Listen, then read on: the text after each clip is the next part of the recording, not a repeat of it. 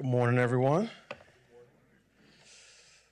Thank you for coming and to the Heritage Foundation and joining us for this event, an event I'm really looking forward to. I'm going to introduce our special guest, Benjamin Watson, in a few minutes, but just let me give you a little bit of context. So yesterday, Monday, June 19th, was Juneteenth. This Saturday is June 24th, the one-year anniversary of the SCOTUS decision to overturn Roe. In between those two dates, we see sort of the long history of fighting for human dignity in this country.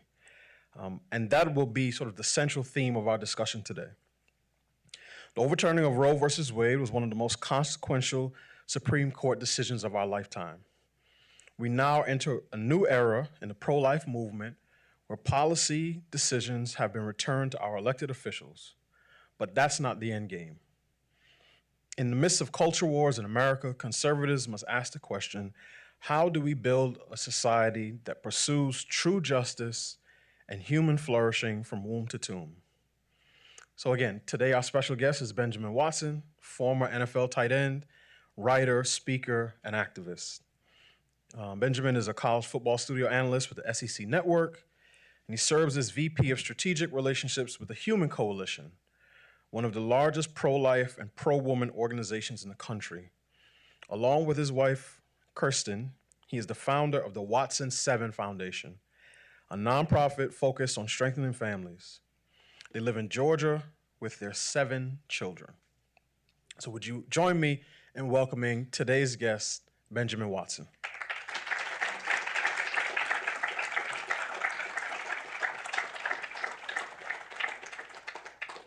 Brother? Absolutely. Hey, I am most impressed that you got my wife's name correctly. You just earned major points by saying Kirsten and not Kristen or Kirsten, so I appreciate that. I understand. I know how protective you are of your wife. Of course. I've watched the SEC Network before. That's an insider joke for any college football fans. You can YouTube that. Right. So again, welcome to the Heritage Foundation. As a former NFL tight end, I think you can appreciate that today I'm playing backup quarterback for Dr. Roberts, and I will try my best to get us into the end zone. I've had some of my best games with backups. Okay, so that's a good thing. That's a good thing. Because they rely on the tight end. They don't throw the ball way downfield to Randy Moss and they throw it to the tight end. All right, so one, happy belated Father's Day. You describe yourself as a man on a mission. And you're an example of someone who lives out your mission sort of in the public square. So can you tell us, what is your current mission in the pro-life movement, and what is your vision for a culture of life here in America? Yeah, thanks for that question. Thanks, Heritage, for having me. I appreciate all of you coming out on a Tuesday in Washington, D.C. I know that is difficult. But I appreciate the support and your willingness to come and engage in this conversation about human dignity, especially as you mentioned, Delano, a year after Roe v. Wade. I think that this is a very important time in our nation. It has been over the last year, and it will be moving forward.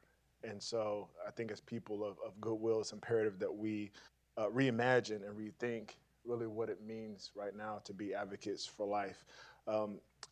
Not long ago, a couple years ago, it seems like a lifetime ago, I was playing professional football. It's only been 3 years, but that was about 15 pounds ago and several concussions ago. And so I remember one day coming in one night, it was late at night from a cross the country game, and it was dark in the house, and I came in the house and I turned on the lights, and my wife, who always did a fantastic job of decorating our home, had bought this piece that went above the fireplace, and it said, do justice, love mercy, walk humbly. Do justice, love mercy, walk humbly. You recognize that from Micah 6:8. He has told you, O man, what is good, and what does the Lord require of you but to do justice, to walk humbly, to love mercy, and to walk humbly with your God. And for us as a family, that kind of became our mission at that point. We want to be a family of people who does justice. That filters down to me as my mission, and how I try to order my life is in ways that advocate and serve justice issues. Now, what do I mean by that? Because everybody has a justice. You know that. All right. The people that hug trees got a justice. That's true. Everybody has a justice. This is true. For us, our idea of justice is rooted in the reconciliation and the restoration that we see in Scripture. And it all goes back to, as John Perkins once said, getting humanity back to its original intent. Now, we won't do that this side of heaven. Right. But when you think about issues that correct relationships with husband and wife, or with families, or with communities, or correcting things that have been wrong, we see that all throughout Scripture.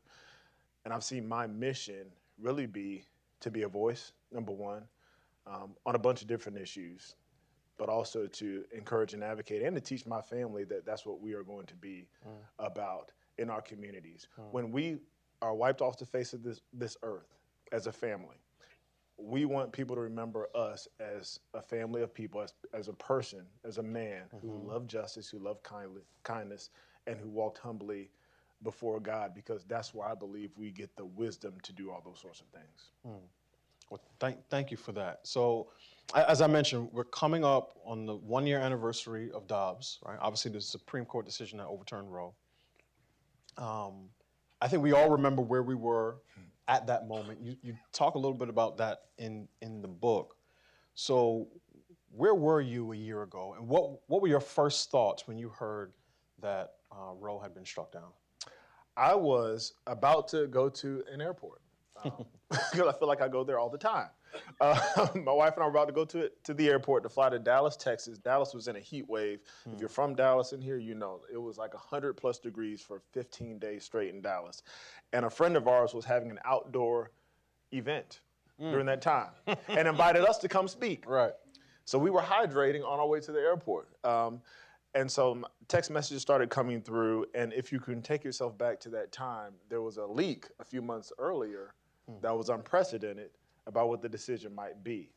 And so for me, seeing that the leak was actually true really struck me. I think that much of my emotion had come from the leak, the crying, the just that emotional response. So when I saw the actual decision, I was more in a state of shock. I honestly, in the several years that I have been involved in pro-life advocacy, speaking, working with Human Coalition, I didn't know if that day would come. And I was only in it for a few years. There are people who have been involved in this for 50+ years. People that are in the faith community, people in medicine, people in politics, people who are street preachers, people who pray at the front of abortion clinics. I mean, people who have put their blood, sweat, and tears into this.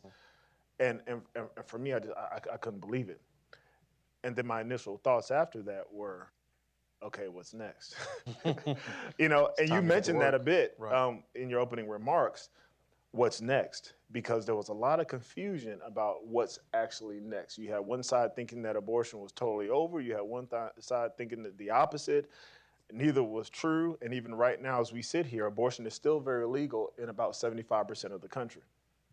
And so even if you are a state where you have a 6-week ban like Georgia, or you have a 15 or 13-week ban, almost 93% of abortions occur within the first 13 weeks of pregnancy.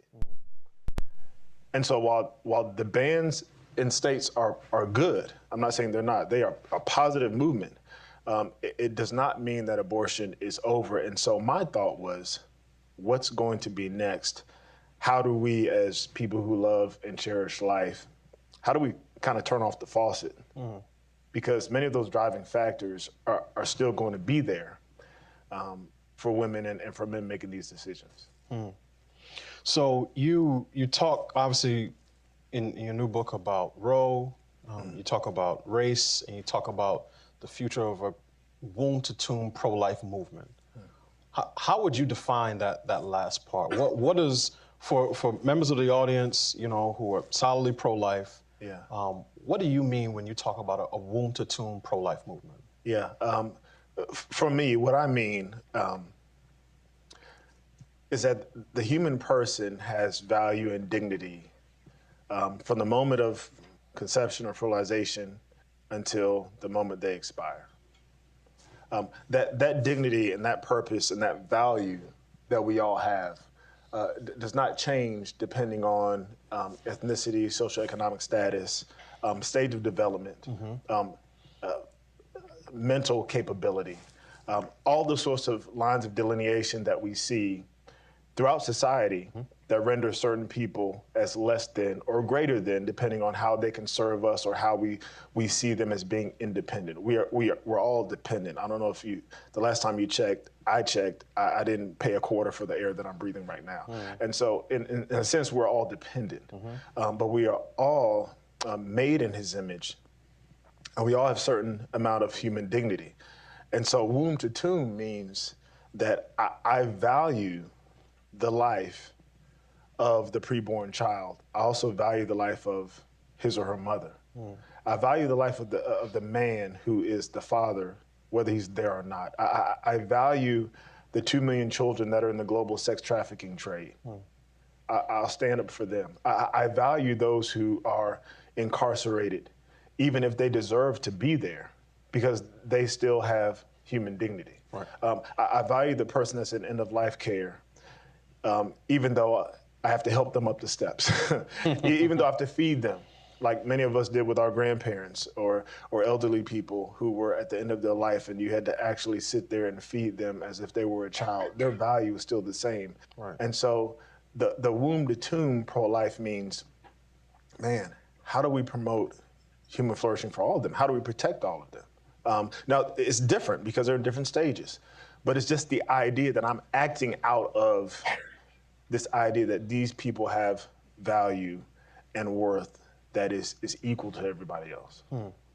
So what message would you want to get out to conservatives who are not used to thinking about these issues, particularly around pro-life issues, particularly around abortion, are not used to thinking about them necessarily in the context of, let's say, greater social spending, right? Yeah. So that's part of the argument you make in the book is, we need to do more to care for mothers and their babies. Obviously, conservatives are some of the most generous people when it comes to volunteering at pregnancy centers and doing that type of work.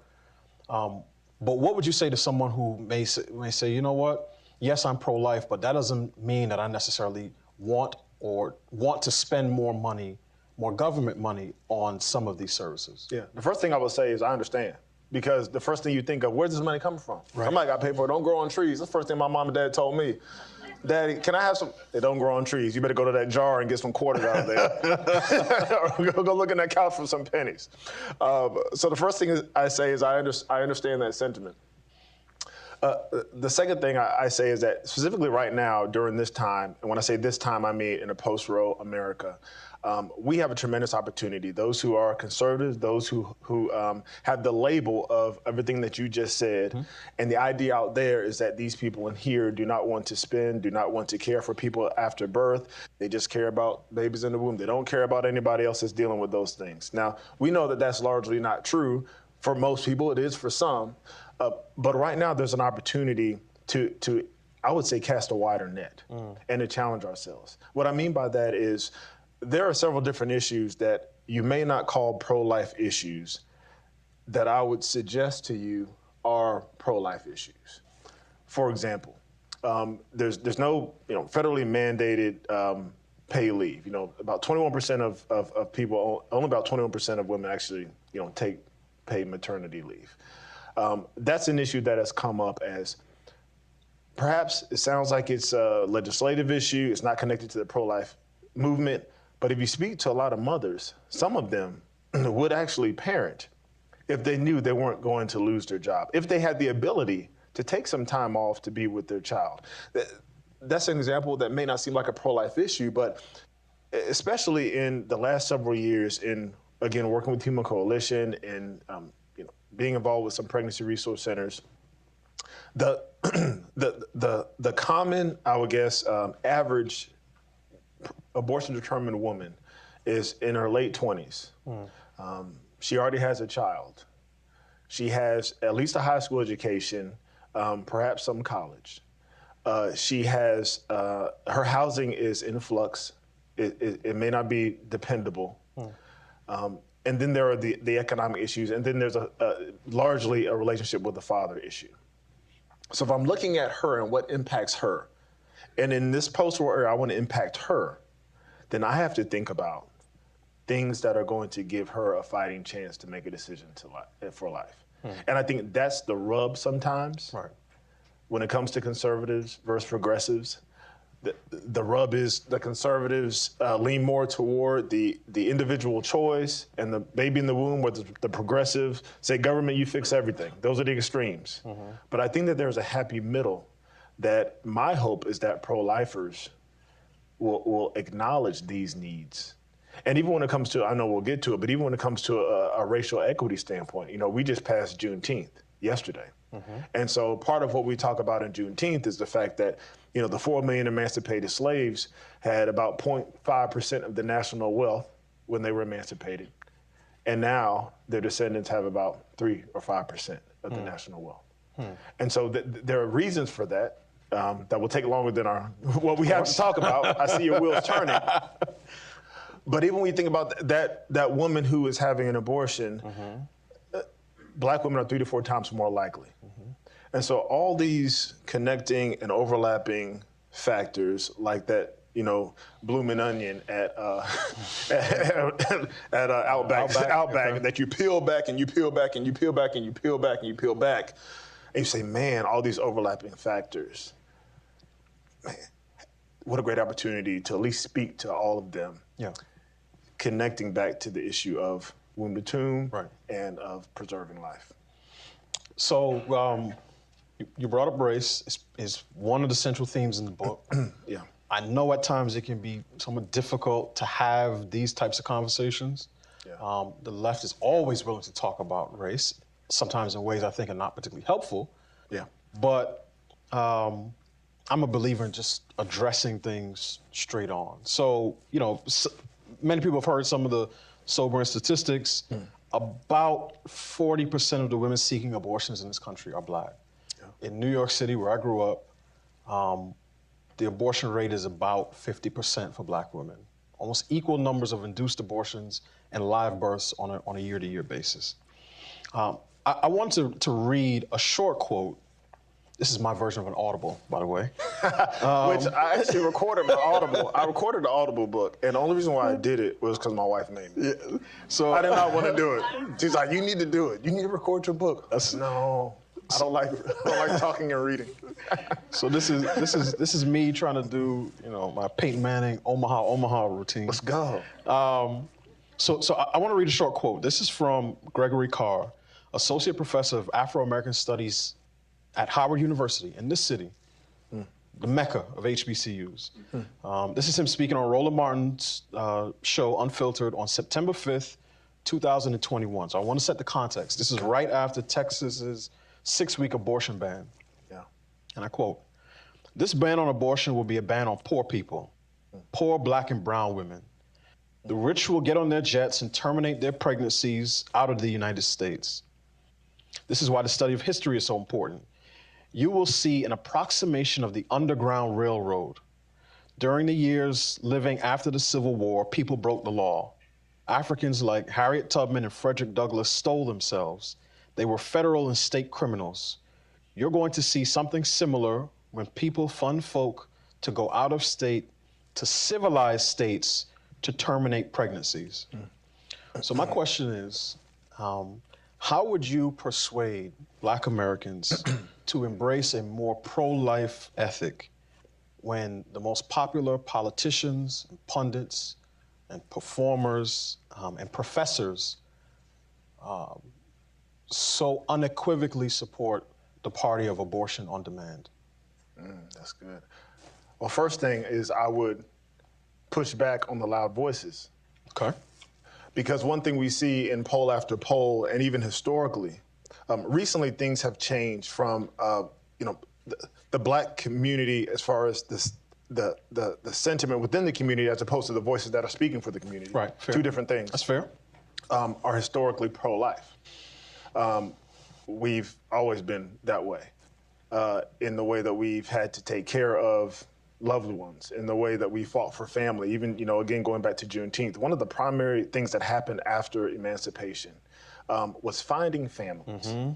They fought to find families. And I'm talking about taking out ads in newspapers. I'm talking about church bulletins. I'm talking about walking hundreds of miles, getting on your horse and buggy, whatever it may be, to find families. Many of them never found their families that were sold to different parts of the country. So family has always been important. It is a lie, or is at least irresponsible, to say that most black people are not pro-life in sentiment. Now, where we differ, and you know this, we've talked about it, is in how we describe that. The term pro-life is not used in the black community the same way it's used in conservative white spaces, primarily because of politics. And so there's a sentiment of being pro-life, and actually the politics of saying that I'm pro-life. And that's where the rub comes. Yeah. Your question about how would I push back on the black community and encourage them when it comes to what politicians are saying. The first thing you have to do is debunk the myth. Second thing you have to do is the facts. Abortion has never helped us. Abortion on demand has never helped us. Poverty, a black child is still 3 times more likely to be born into poverty. A black woman is more likely to be parenting in poverty. Black abortion rates are higher. Economically speaking, or educationally speaking, black children are less likely to go on to higher education. And so while abortion has been available for black people, it has not helped us get the desired outcomes. Right. And so when people like the professor say those sorts of things, he's right in the sense that lower income and ethnic minorities, primarily black women and men, are going to be impacted. Because you're right, when you have wealth, you can go do those sorts of things. We have seen a tremendous drop in abortions in states that have bans. I want to say even between July of last year and March of this year, it was something like 70,000 or so. But we've seen a huge uptick in places that have abortion tourism. And so those who are able to go to other states are going to be able to go. So he's right in that sense. Right. But the idea that an abortion ban is going to hurt black folks, it just doesn't hold water. Yeah, and it's when I hear words like this from the professor, when I hear people from the NAACP or the Urban League, and I'm reminded that after Dobbs came down, the Urban League, the NAACP, the National Action Network, joined with Planned Parenthood and NARAL to send a letter to the White House, basically demanding a meeting, saying that black women would be the primary victims, quote unquote, of the Dobbs decision. So in many respects, and I think this is the point you're making, some of these individuals and institutions believe that it is a worse fate for a black child to be born to a poor mother than to be killed in the womb. This is how perverted it. And I think this goes back to Donald. This goes back to just the context of America, and especially when it comes to race. There is an idea that if white folks have it, black folks need to have it too. I mean, that's what it is. I understand. And the reason why it's that way is because of everything we just talked about on Juneteenth. Because race is an issue in this country. It always has been. I don't know how long it will be, but it is right now. Economics is a piece in this country. Like that is part of our DNA, and we can't deny that. And because of that is why you see a black leadership, those organizations that you talked about, say, hold on, they're going to be able to do it. We should be able to do it too. Yeah. Without actually taking it to its logical conclusion that killing your children and having the ability to kill your children it's not a right, it's not a privilege, and it's not helpful for next generations. It hasn't helped us. I think about Fannie Lou Hamer, the civil rights activist, voting rights activist down in Mississippi, someone who was pro-life in the sense that she fought for all life and that she wanted human beings to thrive, that she actually brought in other kids to keep with her. She did not want abortion. The early black feminists did not want, the early feminists, period, did not want abortion. Right. But especially the black feminists did not want abortion. That was not our thing. We saw the era of that. Yeah. And I don't know where that changed. Part of it's politics, part of it's follow the money. You know, but I don't have all the receipts, so I'm not going to go that deep on that right now. But suffice to say, it's not. And that's part of the reason, honestly, why I felt like I wanted to write about this. I didn't want to write about this. That was not true. What I was about to say. I felt like I had to, simply because of the position I'm in, and my experience. And the way that I'm coming at this is from an authentic place, but a place that I don't think many are. And I know it's not going to make a whole lot of friends, but it's important, especially for Black America, to hear this and to understand this. And again, we have to be careful when we allow certain people to speak for us because they have platforms. And we also have to be careful if we believe that what they're saying is what Black people really want. Because if you speak to Black women, which I did and I have, many of them do not want abortion. Right. What they want is equal housing. They want livable wages. They don't want to be paid 35% less wages for the same education as their white peers. They don't want that. There are a lot of things that they want and they need, but what we'll do is give them access to abortion and say it's not fair for them to have abortion instead of doing the harder work that this country has tried to do and is still trying to do, which is create justice for them. So I'll say one thing, and I want to get to my last question because I want to leave time for Q&A. We met at the March for Life. It was my first March for Life. I know you're a veteran. So I saw you, I saw Coach Tony Dungy, and it really hit me after I left that march.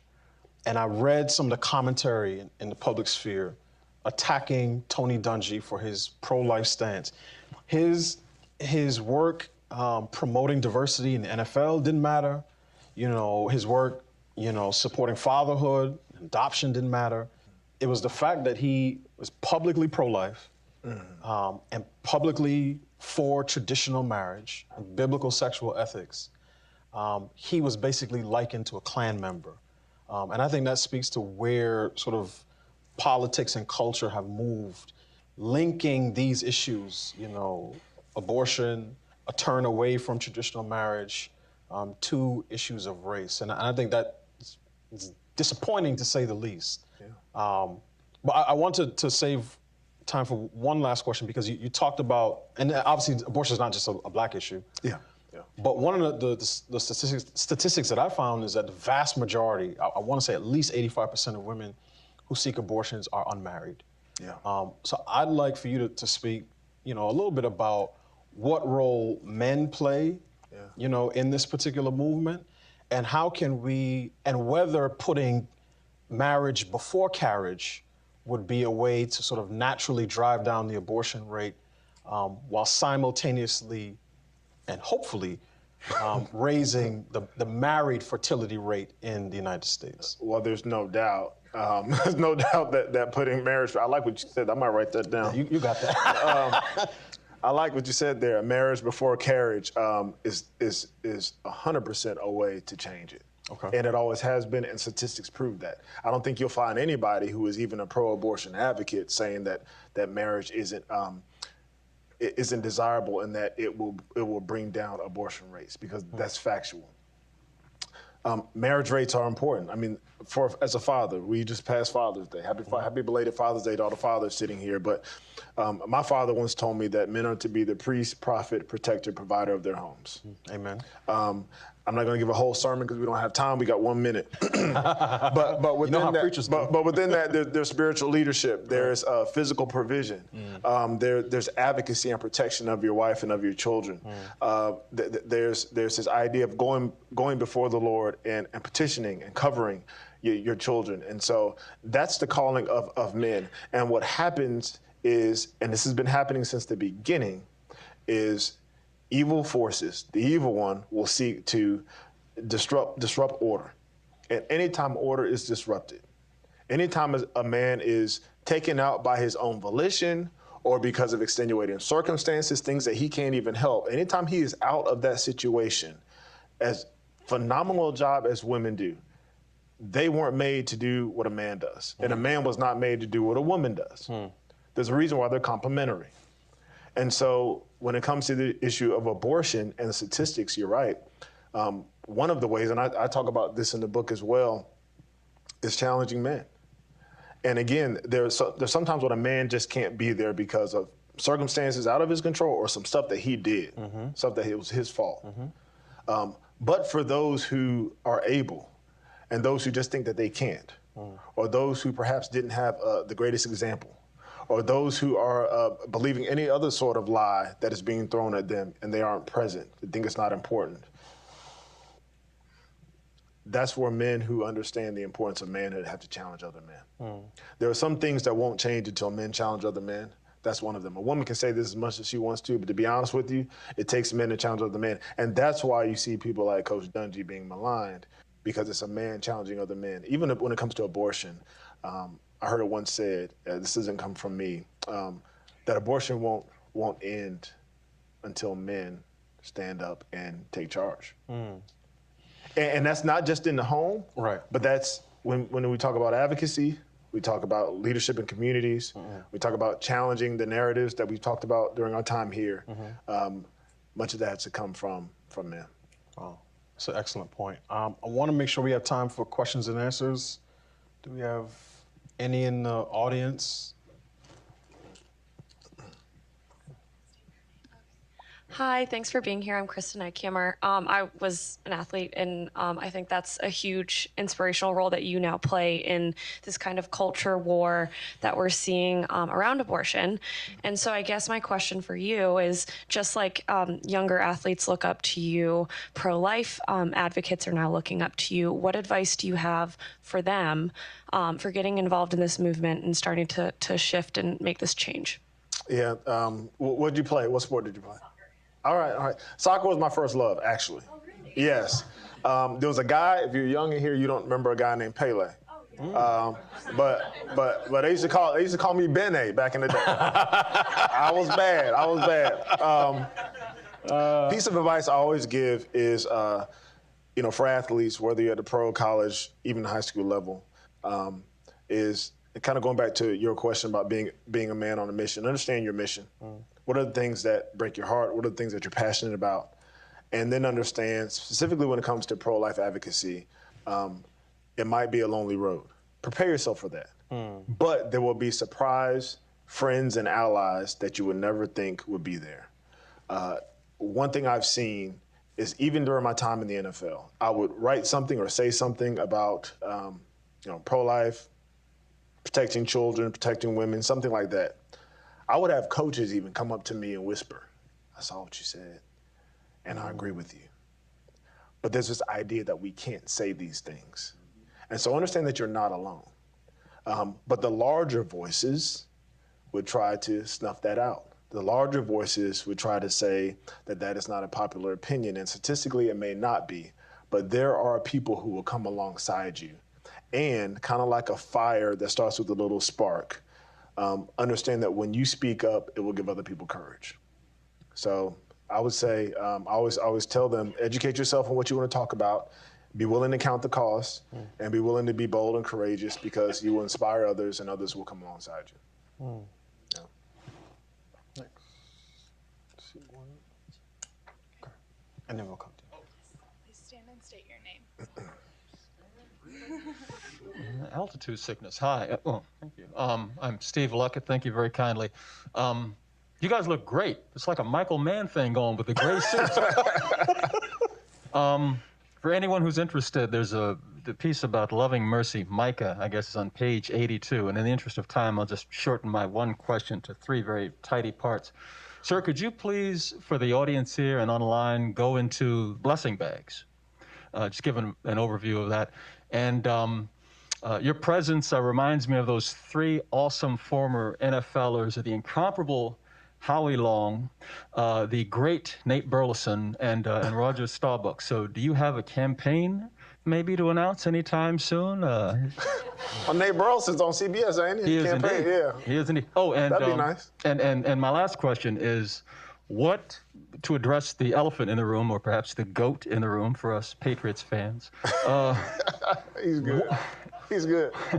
What have you learned from Tom Brady in focus, dedication, demeanor, mean, the whole nine You yards? pretty much said everything I learned from him. Okay, honestly. all right. But all those things plus more, his dedication. So I played 7 years in New England, 6 years in New England at first, and then I came back for the last year. And the last year is when I really was able to get to know him because they put the two old guys together in the locker room. So I was sitting next to Tom for an entire year. So we would FaceTime our kids. He FaceTime his, we wave and everything, and then we go out there and kick the defense's butt. That's true.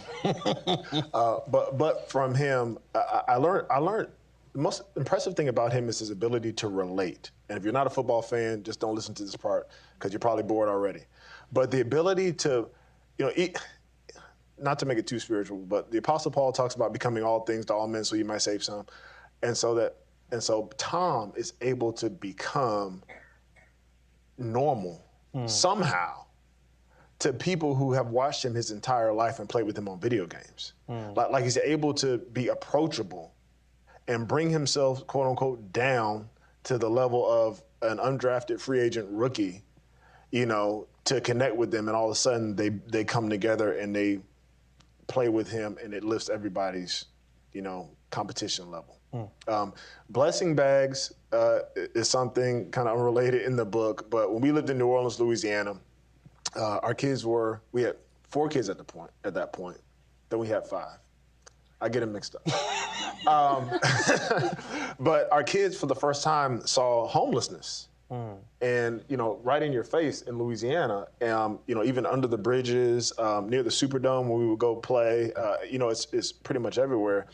And I come home one time from practice, and all over our floor was all these toiletries. And I'm like, did y'all rob Costco? What's going on? Right. And so my wife had all the toiletries out, and you can imagine what's happening. They're putting them into these bags, assorting them, and they just called them blessing bags. And so they would put the bags in the car. This would happen when I was at practice for the most part, or at work. And they would hand them out to people, and it was just their first encounter with trying to do something for somebody else. And I think it really impacted them in a mighty way. But it was led by my wife. That's awesome. Yeah. There's one here and then one here. Hello, Benjamin. Good to see you. Hey. Go Patriots. Anyway, so I think we talked a lot about the narrative and the culture currently about being publicly pro-life, especially as an African American, and I find it so fascinating. And I know that a lot of generational change starts with our young people, and they might feel very discouraged, especially with all of the social media narratives that are really bogging down on them. So what would you say to young African Americans about engaging with the pro-life culture and standing for life? Yeah.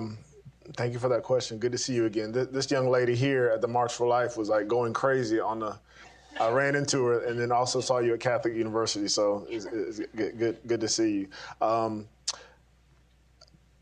There's a young lady named Trinae McGee, and look her up.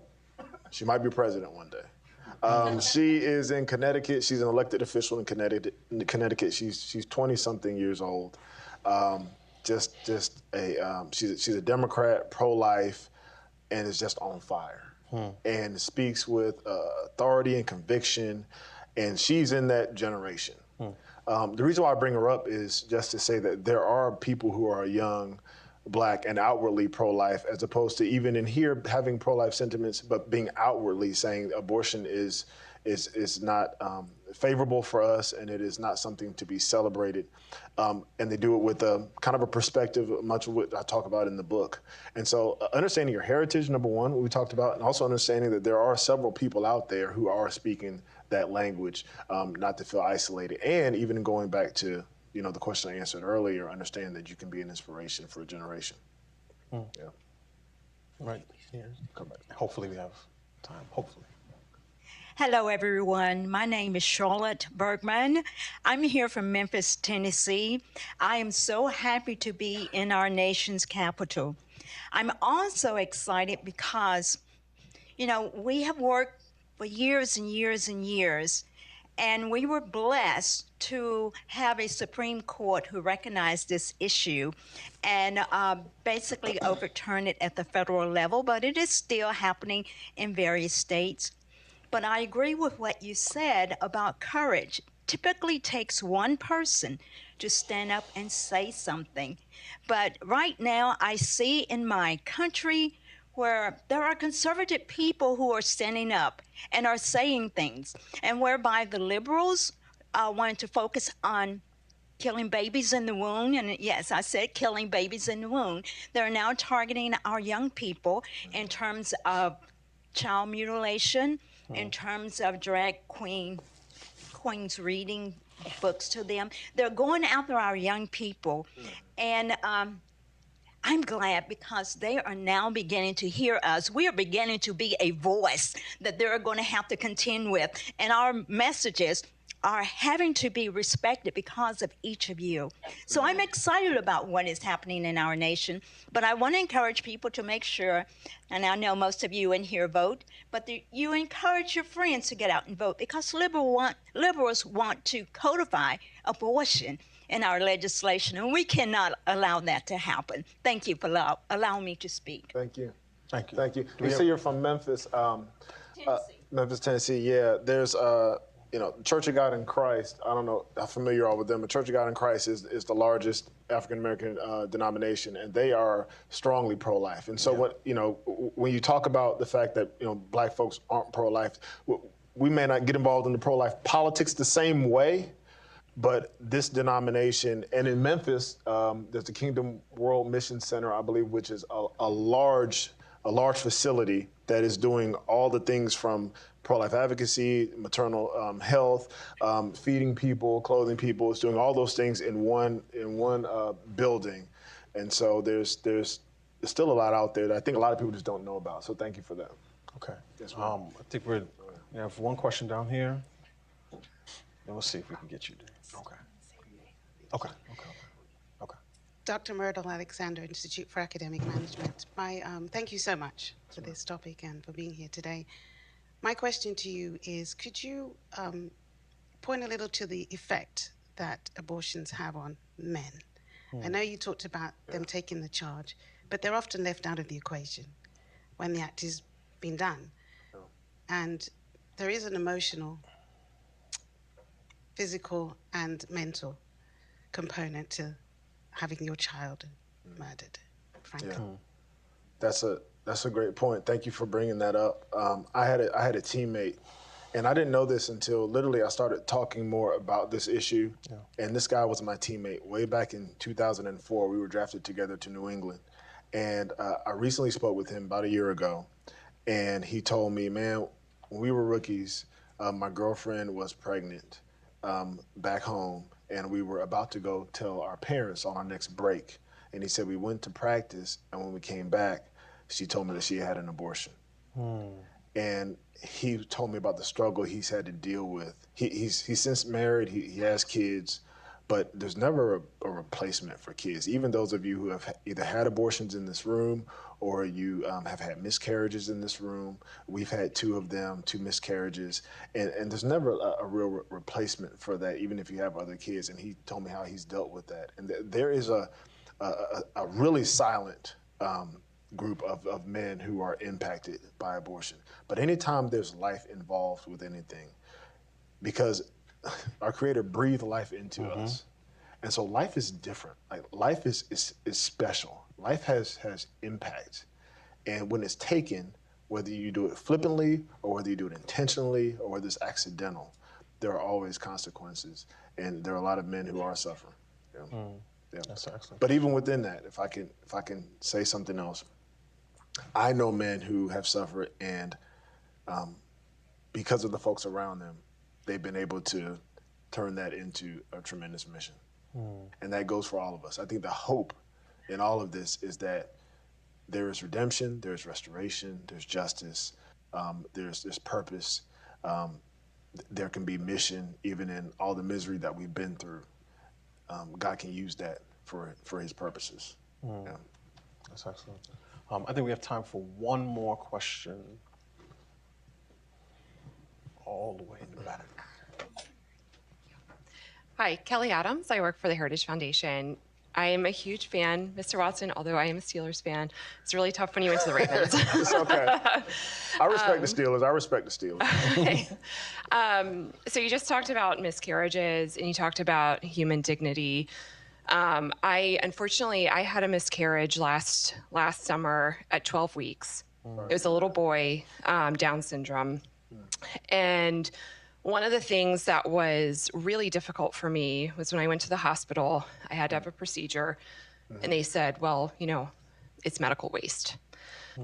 And I fought like hell to try and find a Christian or Catholic organization that would bury my child. Yeah. And I was able to bury him. The human dignity part is incredible. I have a headstone and everything.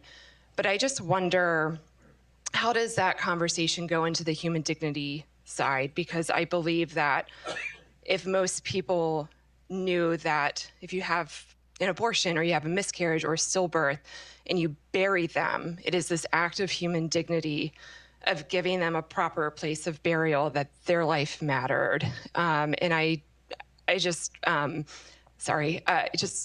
love to, I don't know if it's a question or just a comment, but something that I've thought about over the last year. And I think there's a real opportunity for conservatives to have a place in this, that human dignity does start at conception, and that we honor that.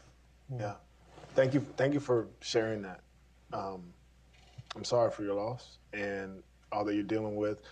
I mentioned we had 2 miscarriages, and this was when we were living in Baltimore, right up the road. I was playing for the Ravens, and we had 2 kind of back-to-back within a year or so. And the first one was really difficult. It was around 13, 14 weeks, just like you. Hospital did about the same thing.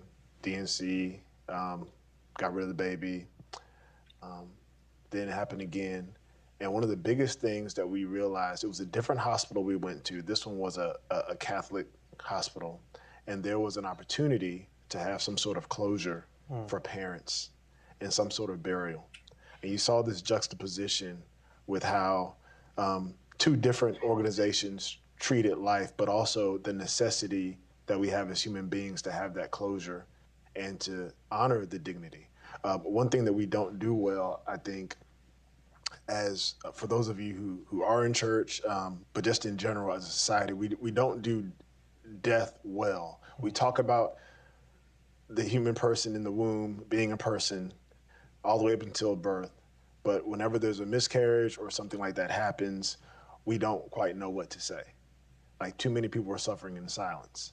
And I don't know if this was your experience, but we realized that even through that, there were a bunch of other people around us that had the same issue, but nobody knew until we mentioned it, because everybody suffers in silence. One thing we can do as people of faith, as a pro-life movement, is to care for women and for men going through that, and offer those sorts of services. I think that is imperative that we do that, because it really is lacking, because we talk about it, but we don't really care for it in that way. Thanks for sharing that. Yeah, thank you. So this brings our event to a close. I believe Benjamin's going to be outside signing some books. Yes, sir. And we're gonna have lunch afterward. I'm glad Catherine shook her head, because if not, I would be on the hook to pay for it. and I'm paying for it.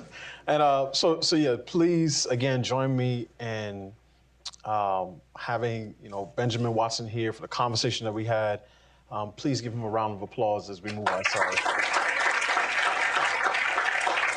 Thank you.